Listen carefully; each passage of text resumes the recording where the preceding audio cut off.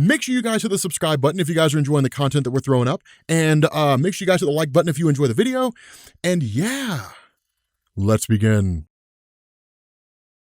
What's going on, guys? This is Rob, and with everything going on with WandaVision and the fact that I'm going to be out of town again this weekend, I thought it'd be fun to kind of do a follow-up to the House of M event. Not really a follow-up per se. One of the things that happened with the original House of M event is that we didn't really know how some things happen, right? For example, you pick up with the main House of M story and like Magneto rules the world, but you never really found out how it was that happened, right? It was simply just assumed that was part of what the Scarlet Witch did, right? That Wanda Maximoff had basically altered reality to give everybody their greatest desires, and you just kind of picked up with things just being that way. The reality is that after the events of House of M, so going into like 2009, 2010, Marvel released a series of stories that tied into the main event itself that was designed to basically tell the backstory, how things got to that point. And so in this particular comic, which is called House of M Civil War, we're basically covering how it is that the Scarlet Witch had altered reality in such a way to where it led to Magneto effectively taking over the world. How it is the House of Magnus came into existence. And so there's a few things to understand here, right? The origin of Magneto largely appears to be the same. There's not really a whole lot of difference here between the origin of Magneto as it existed in the main Marvel universe and the origin of Magneto as it exists in the way that Wanda Maximoff had altered reality, right? You still had a lot of the key points that basically happened in the same way, that the family of Magneto was basically tossed into concentration camps. Magneto was the only survivor.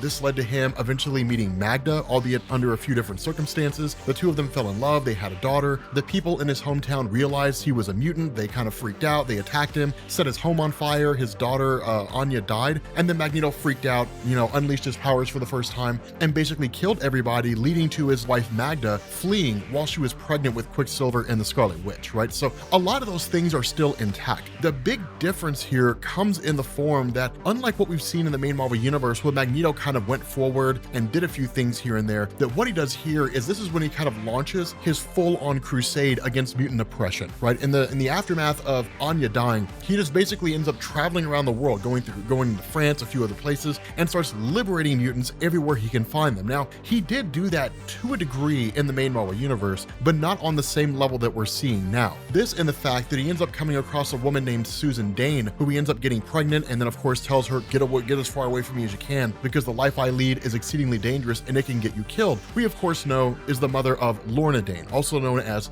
Polaris. But the whole idea behind this is that while all that's going on, you've got Bolivar Trask basically working on the creation of the Sentinel program. Now, this is one of the big differences here, and we're not really given a lot of insight here. In the main Marvel universe, you had a program called Project Wide Awake, and Project Wide Awake was basically the federal government alongside like every single national security organization that existed in the U.S. at the time, right? So the CIA, the FBI, state sheriff's office, unidentified intelligence agencies, all the way down to local cops, right? It was just this great big huge campaign to contain and control the mutant threat because they largely didn't know what to do with the mutant population, right? Now, Project Wide Awake ended up sort of phasing out as time went on, and that eventually became Weapon X or Weapons Plus, as you guys know it. Weapons Plus was kind of the overarching thing. Project Wide Awake was one facet of it, but by the time Project Wide Awake had gone away, Weapons Plus had graduated into like Weapons 5 and 6 and 7, all the way up to Weapon X, which was the creation of Wolverine, right? But here in the House of M reality,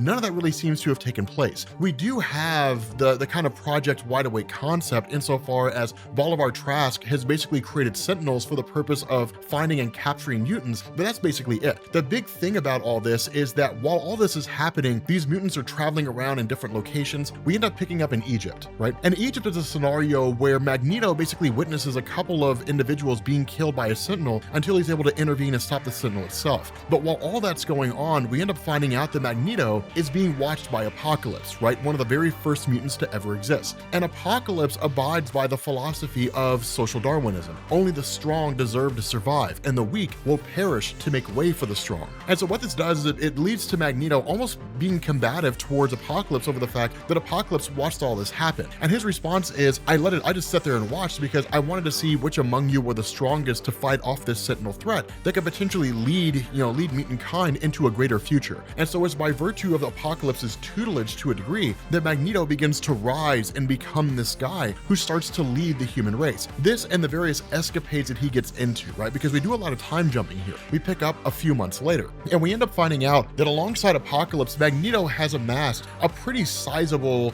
mutant army to his cause, right? It's not by any standards like immense. It's not colossal, numbering in like the millions, right? But it's a pretty sizable number, right? A few hundred, certainly. And with their help, he's basically traveled from one place to another, liberating various mutants that he finds. And so what you end up having here is a situation where after they're able to liberate some of these encampments in Egypt, it leads to a kind of confrontation between Apocalypse and Magneto. And the reason why is because in Apocalypse's, in his mindset, the more like any human they leave alive is a human that would ultimately try to kill them. And so the only real policy that they can essentially adopt here is to kill every human they can find, right? To basically just eliminate every single human that they come across. The problem with this is that much like we've seen in the main Marvel universe, here in House of M, Magneto's philosophy is very similar in the sense that he sees and knows what happens when you have this sort of zero tolerance policy adopted by a particular group that's effectively waging war, right? Because what you have right now is, in essence, humanity fighting against mutant kind, right? The war between humans and mutants that took place in the House of M event. And Magneto's stance after coming out of World War II and then all the stuff that he saw going on in Germany is, we cannot do that because if we do, we'll become as bad as them. What this does is it leads to Apocalypse and even a couple other people questioning Magneto's abilities, right? Are you really the kind of leader that we need if you're not willing to do whatever you need to do in order to win this conflict? And it's kind of a funny thing here because this sort of pushes Magneto over the edge to a degree, partly when he goes to fight Apocalypse. And with Apocalypse being this,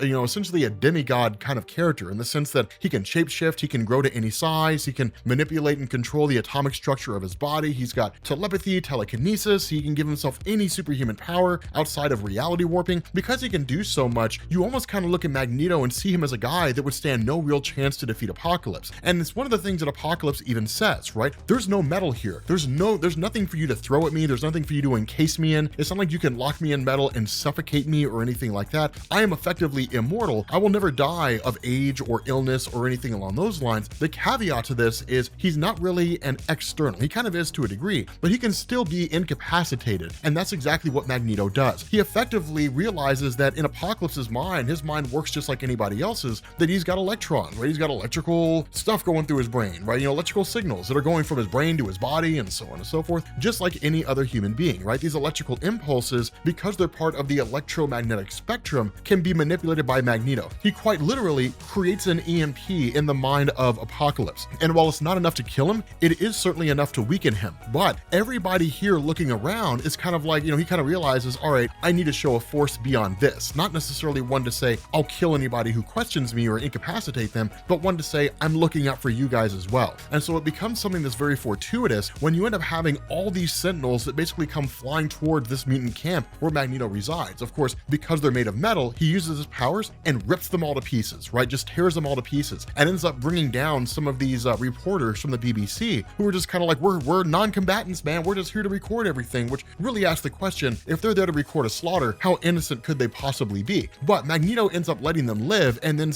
basically broadcasts out to the world and says, understand, this is the strike you led on us, right? You guys attacked us. You guys started seeking us out. You used your sentinels to enslave us, to kill us everywhere you could find them. So understand this, humanity started this war, but we will end it, right? You declared war on mutant kind. Today, mutant kind declares war on you. The crazy thing is that while all that's happening, one of the people who's watching this is Charles Xavier. Now, there are a couple people who are watching it as well. You've got Quicksilver and the Scarlet Witch, Wanda Maximoff, who's going to become incredibly important as the story goes on. And then you've got Lorna Dane, right, as a little girl who's watching this unfold. And so you end up picking up in a place called Marysville, which is considered a mutant relocation center in California, right? Basically a concentration camp. And much like what you've seen in Marvel Comics over the years in the main Marvel universe, here in House of M, Marysville is basically like Genosha, right? Where it's just a giant prison place. It's just where they hold mutants and then they just make them work. They use their powers for their own ends or just have them perform some kind of grunt work or something like that. And where you've got the Blob, right? You got this guy who is essentially indestructible so long as his powers are intact. You've got Unis the Untouchable, who can create an impenetrable force field around himself. While you do have these mutant collars around them that are designed to neutralize their powers, Quicksilver races through and basically deactivates the collars and then in turn takes the guns away from the soldiers. And at this point, all hell breaks loose, right? Like you immediately have have Blob, who just starts tearing all these guys apart. You've got you got Magneto, and you have Polaris, who's now grown up, so obviously more than a few years have passed, and in turn, like, she's just kind of brought in, and they just start laying waste to all these Sentinels. But unlike what you would expect, or at least what you would expect here, Magneto starts liberating them all, and that's really what happens from one situation to the next, that you end up having these scenarios where Magneto travels from place to place, liberates all these mutants, and they rally to his side. Now, not every mutant does, right? Some of them are just like, I don't want to have anything to do with this, I just want to go live a peaceful life, and they just take off running, right? But a good portion of them all rally to him. The funny thing is that you have this moment where you have a soldier out on a ridge with a sniper rifle watching Magneto with the intention of taking him out, when suddenly this guy stops, and that's when Charles Xavier pops up and says, we need to have a conversation. And so that's one of the things where you start to realize that, one, Asteroid M does exist in the House of M continuity, right? Where you basically have Magneto, who's created a kind of space station for himself that's composed of partly asteroid and then part technology. That's effectively their base of operations. You do have the Scarlet Witch here, but one of the things that's kind of consistent in this story, as it was in the main House of M story, is Scarlet Witch does not let on that she's changed everything. As far as all this goes, people believe this has always been their life, right? They always believe things have always been this way, and she makes no comment over the sense that they're not supposed to be, right? That she's altered reality, that she's twisted things up, changed things inside out. She makes no comment about that, and it's a smart move on her part, right? For no one to know that that's the case. But there's also a moment here where she kind of shifts things up, even if only for a split second, right? And it's absolutely cool. But you have this discussion between Charles Xavier and Magneto, where Charles Xavier does disagree with a lot of what Magneto's doing here. But Magneto's stance is, you don't fully understand the picture of what's happening, right? You don't fully grasp what's taking place here. And so what you end up getting is him basically bringing in a girl by the name of Sophia, who was recently released or really rescued from one of these concentration camps. And then he has Xavier read the mind of this girl. And Xavier realizes that all kinds of heinous things were going on here, right? Physical abuses, they were experimenting on people in the most heinous of ways, just outright massacres, all kinds of stuff, right? Just terrible, horrible things. And the fact that this is happening at different locations all around the world almost leaves Charles Xavier, and he really kind of adopts this somewhat naive mentality when he's like, dude, if the world knew what was going on, and the response of Magneto is, but they do. This is what you've seen here with Sophia, that's what's going on in the island of Genosha. That's what's going on there. That's what's taking place there. And like, the Soviet Union gives arms and armament to Genosha, the United States contributes to it, everybody gives Genosha the supplies they need, and they all know what's happening here. It's not as though they're totally unaware. It's not as though the president has no clue what's going on. Every major government in the world is totally aware of what's happening there. So we can't go to any of these governments out there and ask them for aid. If Genosha is going to be liberated, then we're going to liberate it on our own. And so this basically leads to them traveling to Hammer Bay in Genosha, only to be met by the arrival of what is in effect the Soviet super soldiers, right? Now, this is, by all standards of measurement, the Winter Guard. For those of you guys who are new, the Winter Guard is what you're going to see in the Black Widow film, right? So if they make reference to like a quote unquote superhero team that existed during World War II, or at least in some point during the Cold War, then they're effectively referencing the Winter Guard of Russia, right? Which is their answer to the Avengers team. But where you have like all these mutants who come pouring in with the intention of liberating Genosha, of course, the Winter Guard responds to the forces of Magneto and faces off against them and all that kind of good stuff. But while that's happening, that's designed to effectively be a ruse. That the real conflict, the real goal of this is for Quicksilver and Charles Xavier and Polaris to travel to these little prison cells, right? To go from building to building in these various prison cells and liberate as many mutants as they possibly can, with Charles Xavier basically clearing their mind of all the torment and all the suffering they've gone through, allowing them to regain their faculties, reactivate their powers, and then jump out into the conflict, right? So it's fast tracking what is in effect therapy from PTSD. And so of course you end up having Crimson Dynamo, who realizes what's going on, and for the most part any combat he could offer isn't really all that great, right? He actually ends up destroying the building and bringing it down around them. Quicksilver manages to get out with Lorna Dane. Professor Xavier is still effectively trapped inside, but the folks on Genosha, the soldiers of Genosha, refuse to give up. And one of the things that they're using here are weapons that are made of like ceramics or hard plastics, things that Magneto cannot easily manipulate. And while he can do things like control the buildings around him and all that kind of stuff, at the end of the day, he decides not to. Instead, what he does is he says, like, I've studied your country. I know what your main export is, and your main export is iron ore. So he literally lifts this entire section of the island, right? This huge section of the island, the size of a volcano, lifts it up over top of the main city of Genosha and says, I'm giving you an offer, human, right? I'm giving you an offer for you, your guy who runs the show, all that kind of stuff. The offer is this: either you can surrender, or I will drop this whole place on your head and I will kill every mutant here along with myself if it means that we do not have to live under your oppression.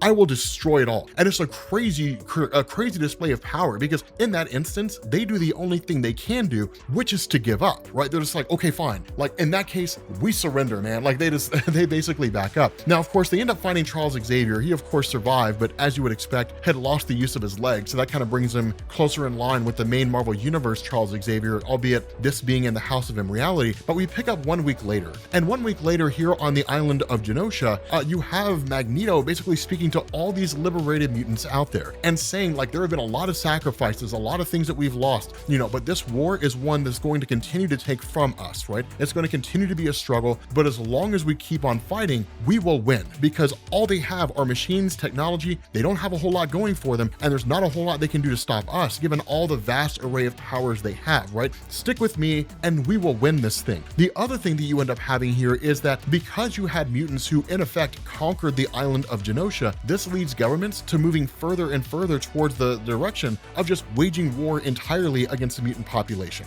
It's one thing when you have like the United States kind of doing it and no one formally declaring war, and it's another when it's kind of an unwritten war, right? And it's really it's been an unwritten war up to this point, right? It's Magneto kind of launching the strike against humanity in response to a lot of things that humanity's done. And there will come a point when he basically ends up, kind of kicking over the last, or really pulling the last straw, which sets everything in motion. But what he ends up doing is, after talking with Charles Xavier, it's one of these things where, because of the fact that he is now running Genosha, and Genosha is effectively a nation unto itself, albeit not necessarily recognized at the moment, with Magneto being the new leader of it, Xavier's response is, you're a governmental leader. It's time to start acting like one. So if you're going to be a head of state, then it's time for us to start meeting with other heads of state. And so what Magneto does is travel around to all these different superpowered kingdoms that exist out there. The first one he does is he goes to the Inhumans, right? And he basically says, once they come after us, if they destroy us, they're going to come for you. And the response to the Inhumans initially is,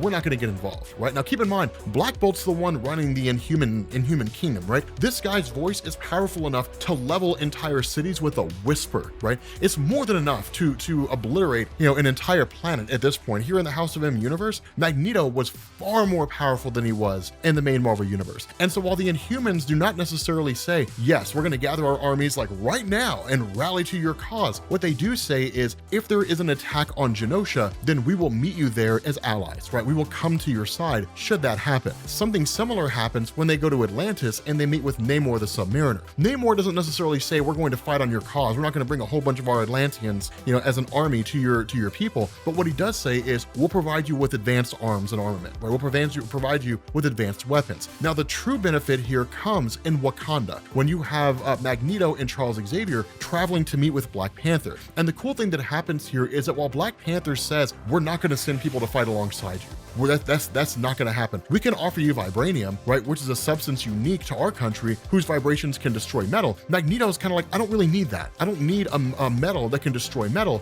because I can already do that myself. Now, the benefit of having that, though, is that he can give it to other people besides himself, right? So they can basically destroy Sentinels in a much easier way on their own. And so while Magneto does accept it, he accepts it somewhat grudgingly, because what he wants is basically T'Challa to ally himself with Magneto. What T'Challa offers is something better. He basically signs, or is willing to sign, a non-aggression treaty with Genosha that would officially recognize it as a sovereign nation. This is huge, because if any government were to launch an attack against Genosha, what they would now be doing is launching an attack against a sovereign nation. It would mean any response that Genosha offers is warranted. So say, for example, the President of the United States were to order a nuclear strike on Genosha, then if that nuclear strike was prevented, the world, of course, would know that it happened, and Magneto's retaliatory strike against the federal government and the United States would be justified, because the US basically declared war by attacking a sovereign nation. This is a huge thing. It provides them some measure of protection. Now, how much protection that gives them against an enemy that doesn't really care whether they live or die, well, it's not really a whole lot going there. But it is important in its way. The next thing that happens after this is that because they are currently occupants on Genosha, then the response of the federal government, led really with Bolivar Trask being vice president at this point,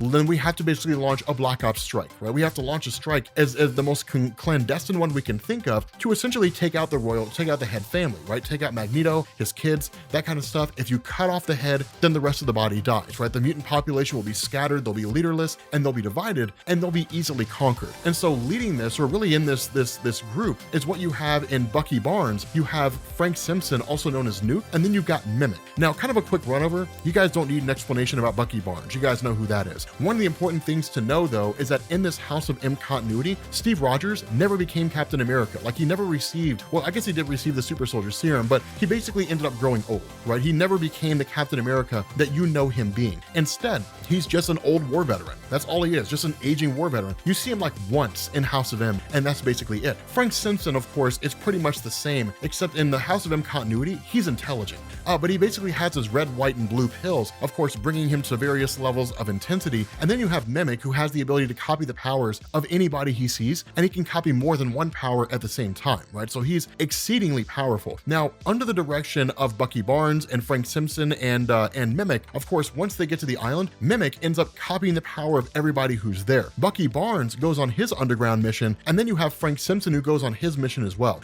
Bucky Barnes' intention is to basically blow the place up, right? To blow the joint, to essentially destroy everything that the home of Magneto, the whole 9 yards, to bring it all down. For Frank Simpson, his task is to kill the various members of the royal family. And then, of course, Mimic's responsibility is to kill as many mutants as he possibly can. The issue with Bucky Barnes is that once he gets to his location and he starts planting bombs, the Charles Xavier intervenes. And Charles Xavier knows who Bucky Barnes is, even if he can't read his mind, because Bucky Barnes basically has a device that keeps that from happening. But Charles Xavier's whole thing here is, when I was younger, I wanted to be like you, man. Like, I wanted to be like Bucky Barnes, the sidekick of Captain America, right? One of the great superheroes, or really non-powered superheroes of our time. But Bucky Barnes doesn't really care. In his mind, he's an agent of the government, and he sees Xavier, Magneto, all the mutants that are out there as enemies of the state and treats them as such. The result is that he basically ends up killing Charles Xavier, right? Just stabs Charles Xavier, kills him on the spot. For everything else going on, you have Mimic facing off against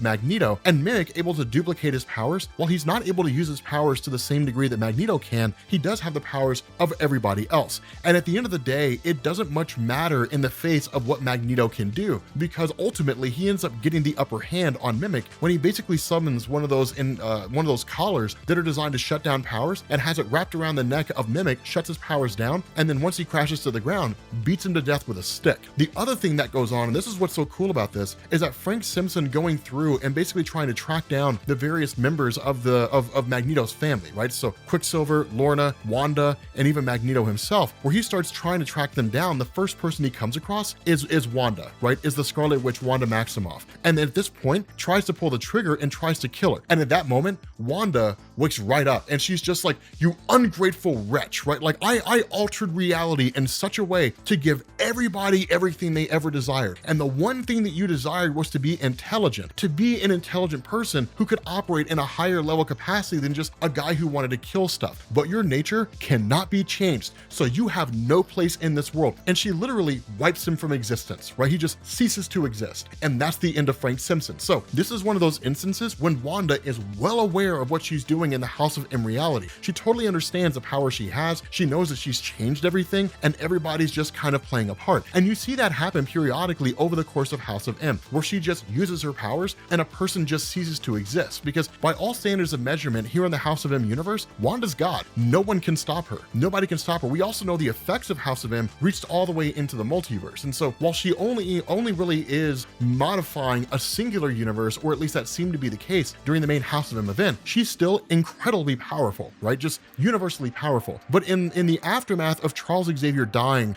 two things happen. The first is that Bucky tries to make his move against Magneto, and of course shooting him with what are effectively ceramic bullets, and also wielding a ceramic knife. Magneto summons the shield of Captain America, uses it to cut off Bucky Barnes' head, and he's out of the picture. But with Charles Xavier being dead, now they have a martyr. Now they have somebody they can rally around. And so this leads to Magneto basically taking the fight directly to humanity, right? With saying, saying that the attempts of Bucky Barnes and those guys to take out Magneto and his family and all the various mutants who were there on Genosha was effectively a strike by a sovereign nation against another sovereign nation, right? So the United States declared war on Genosha. This means Genosha returns in kind by declaring war on the United States, and does it in probably the most epic way ever. When you've got Bolivar Trask basically talking to the president of the United States, then suddenly Captain America's shield comes flying in through the window. The Secret Service comes racing in, like, we got to get you out of here as fast as we can. And it's like we're under attack, right? The enemy's out there, and they're like, who's possibly here? And they're like, the worst case scenario that Magneto has shown up here to the White House along with his whole host of his mutant army, and it's just like, take the fight to him. Some of us might die, that's fine, but the war ends here and now. Either we die or we take out the federal government, right? We wipe the whole thing out, and we're the ones that take control of all of it. And so what you have there is that aboard Air Force 2, because the president is currently in a bunker, and because of the fact that that the vice president is the one that's essentially running the show here, the vice president's response is, I'm taking command of everything, right? Like, I'm basically the one running the show. Get me NORAD, and starts firing nukes off at Genosha, right? Now, in response to that, with all these nukes basically just flying across the whole place, Magneto accounted for this, right? Magneto expected that to happen. And so where all these missiles are flying towards Genosha, enter Black Bolt, and using his quasi-sonic scream, destroys all the nuclear missiles before they can detonate. At the same time, it allowed Forge, who's a mutant that basically his mutant power allows him to be like Tony Stark, where he's super intelligent, had created a device that allowed Magneto and all those guys to focus in, to hone in on where the signal was coming from that was controlling all the Sentinels, only for them to find out that it's coming from a SHIELD helicarrier. They trace it to its location, and using Gateway, who's a mutant that has the ability to create portals or create teleportation portals, basically teleports them aboard the helicarrier. And as soon as they get in there, like, Magneto's like done, right? Like, Quicksilver races through, all the guns are basically are taken away from all these soldiers. They have nothing that they can do to Magneto. He crashes the entire helicarrier down into the water, and then in turn, Bolivar Trask activates the Sentinels to come pouring in on Magneto, since they have him in one location. And because these are not metal-based Sentinels, Magneto cannot directly control them. Now, the Sentinels, when they arrive, basically their programming takes over, and they say, like, there's humans in the target area, non-lethal measures only. Bolivar Trask says no, right? Like, override, and says kill every mutant in here. Collateral damage is perfectly fine. Their override goes through, and the Sentinels just start attacking everything they see. This gives Magneto a perfect opportunity where he puts Bolivar Trask into one of his force fields, sends it up to a Sentinel, and because the Sentinel simply just registers a mutant power, even though Bolivar Trask is not the one doing it, it totally incinerates Bolivar Trask in an effort to get to Magneto. Now, ultimately, of course, Bolivar Trask being completely destroyed, he's, really there's the Sentinels just kind of running according to their programming, and then from there, it all falls apart pretty fast, right? Like, Magneto and his guys, they all just start tearing through all these Sentinels, right? Just crushing them with, like, dump trucks and all kinds of materials, different things like that. Carol Danvers, actually, who you guys know as Captain Marvel, Carol Danvers is a person who does have powers, but she doesn't agree with what the federal government and SHIELD have been doing, so she actually turncoats and joins the side of Magneto and helps him fight off all these various Sentinel threats, which is a very powerful ally to have at his side. But again, like, the battle turns very, very fast until they basically end up locating where the president's at, right? They basically locate Air Force One, which was essentially kept off the grid. Of course, Air Force One is not really a plane that readily broadcasts its signal so anybody can know where it's at, right? Because in that case, what stops some crazy group from attacking it? Which is exactly what Magneto did, right? Like, Magneto literally figures out its location after searching the entire world for this particular signature, and once he locates it, brings the plane crashing down, right? Brings it into one of the Sentinels, crashes it into the Sentinel's head, which decapitates it. That frees Magneto, and then he brings Air Force One down to the ground and drags the president out and says, okay,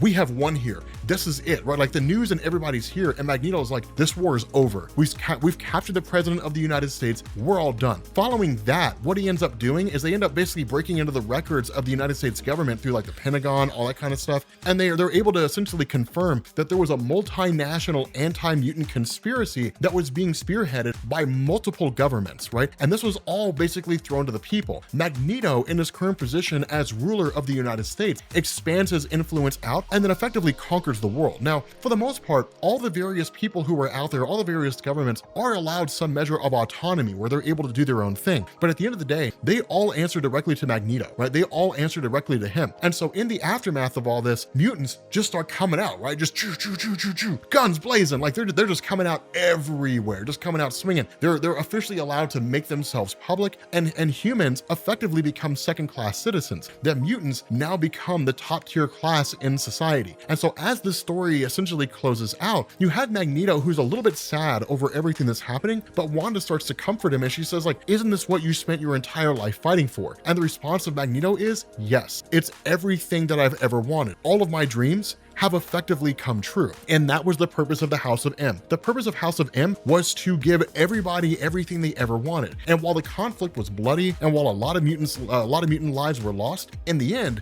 Magneto won. The mutant population no longer has to live in fear. They no longer have to worry about being killed or assassinated or anything along those lines. They can finally live in peace and take their proper place in society as Magneto sees it. So with that being said, guys, this is just one of the stories that came in the aftermath of House of M. Let me know if you guys want me to cover other stuff, right? Because when we did the original House of M story, we didn't really cover a lot of the tie-in storylines. We just did like the main story itself and called it a day. So if any of you guys want to see any of the other stuff, because there's a lot of other stuff, right? There's like House of M Spider-Man, there's House of M, what is it, Psylocke, and like, what is it, the Phoenix, I think it is. There's all kinds of crazy stuff with House of M. Let me know what you guys want to see. And if you guys are new here to Comics Explained, make sure you guys hit the sub button to become part of the Rob Corps. If you guys enjoyed this video, make sure you drop a like, and I will catch you all later. Peace.